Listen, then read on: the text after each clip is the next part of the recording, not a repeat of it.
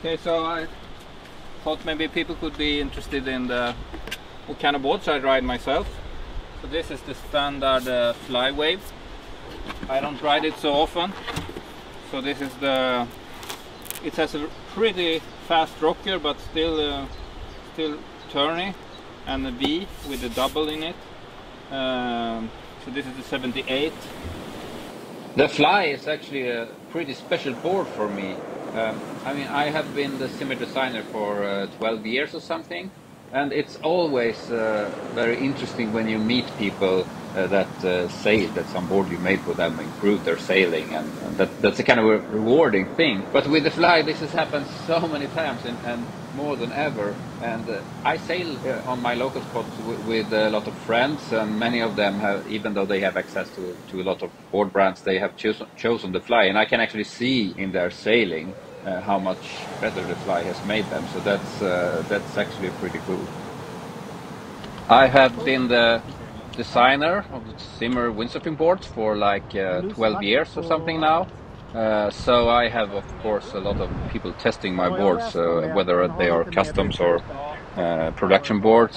But I also do a lot of development myself, and I really value the critique and the feedback you get from friends. Micke, who is one of my selling buddies, who you see in these clips, he actually had a lot of boards from different brands, but then I let him try out the Fly, the 72 and the 78, which he's sailing here, and he practically refused to give them back, so I had to sell them to him. Because, I mean, we kind of sail, in a way, it's the same spot and we sail kind of similar, yet there are some important differences between how we sail, and I know exactly how he sails because I see him sail so often. So that's quite important, because when he gives me feedback, I kind of know exactly where it comes from and so on, and that's really important feedback to get. And also for yourself, I mean, I go to other spots, other places in the world and so on, but it's still, when you sail your local spot, you know the waves so well, so it's actually the best to feel the board when you... So, but my own boards are pretty strange, really. So let's see the green one. So this is like it's like a fish design. So I always have a really short tail. I like to think about I don't think about the strap being far back. I think about the tail being short, because I always have the same kind of stance and kind of a short distance between the mast track and the front straps. So this has the same rocker as the Fly generally in the center, as the Fly 72 actually. So this is like a 79, so it's 209 times 58. But I have a slightly more, in my program that I use when I design the boards, I can design kind of this curve, the rocker here, and the rocker here separately. So what I did on this one is that I increased the rocker a little bit here, so it has a little bit more rocker when it's on rail, and that also extends the V a little bit towards the tail. But then there's also, you can always see there's a deeper concave here. So with this board with a short tail, sometimes they can lose grip in the top. So this sort of tunnel concave that runs pretty deep all the way to here, it makes the board stick in the top turn a little bit better, so it holds the rail a little bit better. So this one I use now, I don't have any fins, but this one is really versatile. It doesn't really go so well as a standard quad, so I use it as a twin, the old style twin, with the two 16 or 15. I use it, we can look at the other one, with like a surf style twin, so I have that like two MR fins, so kind of big classic surf fins here, and the little center. And sometimes I use it as a standard thruster setup also, like I have on one of the others. All my surf fins, I only use this kind of fins as fronts. These are FCS set, FG3 with an inside foil. You see it's the same kind of towing in the box. PG3. This is a reactor set. So what I do, typically for most of my boards, I kind of mold the fins a little bit deeper, so they become slightly smaller than a standard surf size. But here you see I sort of used the standard surf size, the size 3. But like this, so you have a little bit of splay in them. I like that. What it does is that I mean, actually both toe in and splay delay a little bit the engagement of the fin, so you need a little bit more rail for the fin to engage. So this makes the whole setup more forgiving. So I kind of tune my fins to work exactly how I like to turn. So I mean, a typical setup then might be, this is kind of extreme. I used this today. It was onshore, kind of hard to sail. So this setup, which is kind of similar to the twin setup on the other board, it makes makes the turn more locked in, so you can go tighter on the wave. But it's also kind of hard because you need to really surf the board. You can't really just bank it over and expect it to turn. You need to surf it with both your feet to sort of, because you have much more drive in this fin. So it's easy to go wrong, but sometimes it's just very nice. The first prototype of this one had a winger also, kind of like the production fly, but this one doesn't.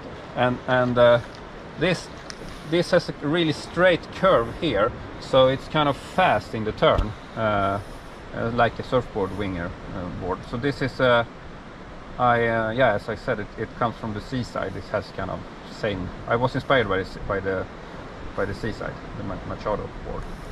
So, but compared to the earlier prototype, I still gave it a little bit more curve here. So as soon as you give outline curve, you're gonna have looseness, and straightness gives kind of grip and stability. So if you want a board that really is easy to not spin out on the top and so, it's better with a bit of a straightness. But if you want it really loose so that you easily can come around in any sort of turning radius you want to have, then it's better with a little bit of a curve. So the whole design of the outline is to distribute where do you want this curve to be. So that's the whole point. So it's kind of the board I use for light wind and small waves. So yeah, kind of wide and turny. The green board, it's called the Torrent, after Torren Martin, the twin fin surfer. In the similar lineup, it's actually most similar to the Quantex. This is the Quantex 79, you see me sail here.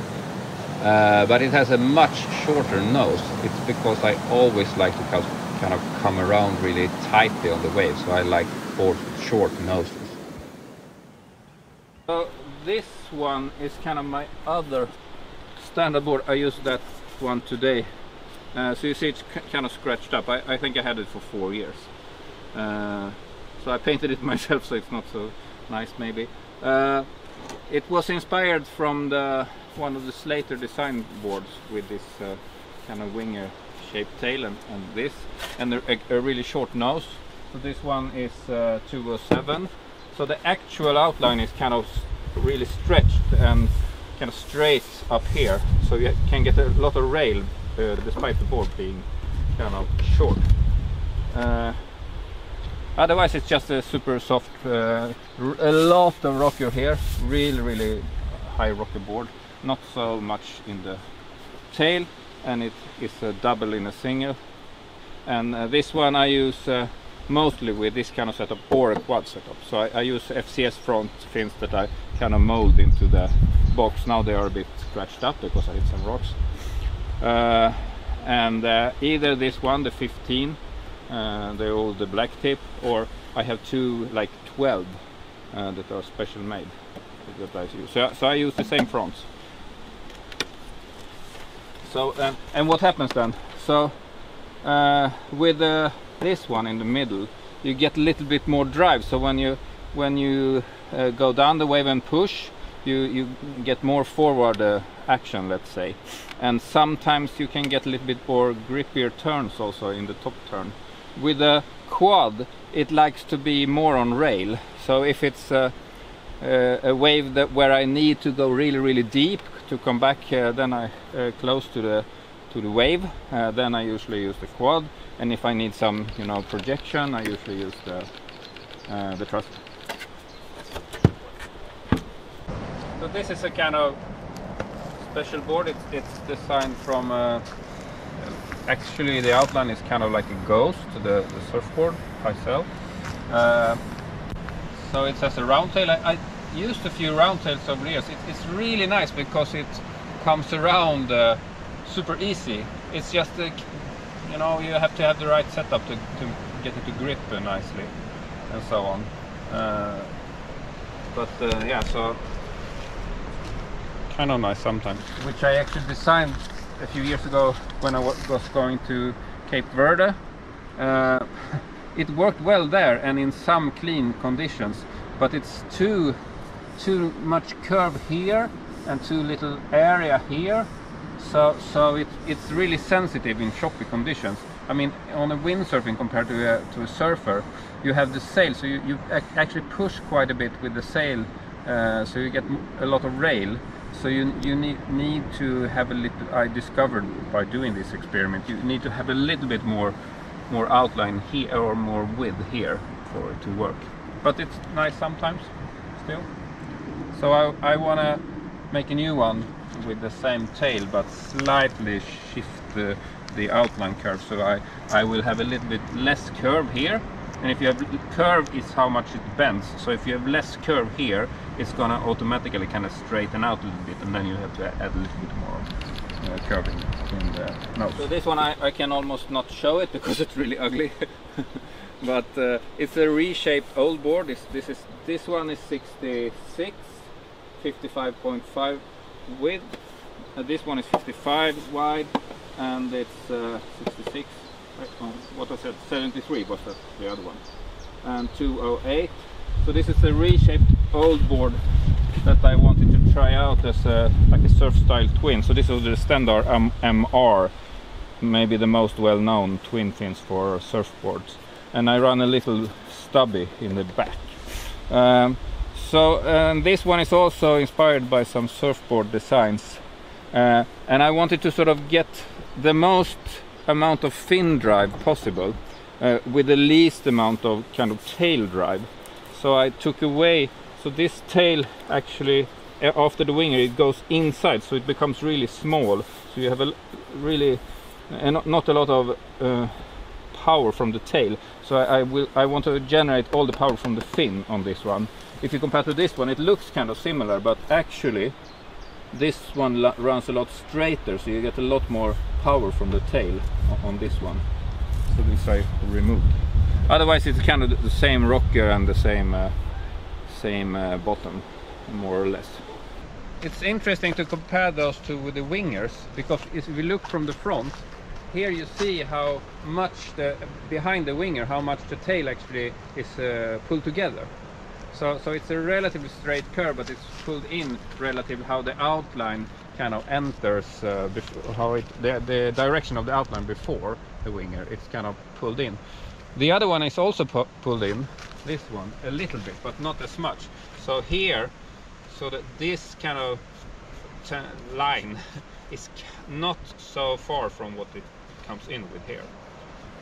And it's straight. The straightness, it's gonna make, it's gonna give grip, and the more you pull it in, the more loose it's gonna be. Let's say. So this one it can also be sailed as a standard thruster, but the point of this is sometimes if it's a little bit onshore or low power, then you can use this.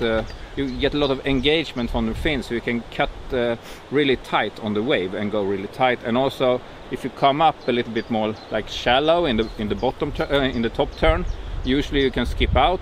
But then, if you manage to just set this large fin, you can get a really nice hook with the fins. But it's very hard to sail if it's super powered up or choppy. Then it's too much. So this is kind of experimental. So I mostly ride these kind of experimental boards, and I kind of made them to fit the way I sail. I do try a lot of different stuff out on my generations of my personal boards to really explore what a certain shape detail is doing to the ride. And this is something that I later incorporate in my production boards.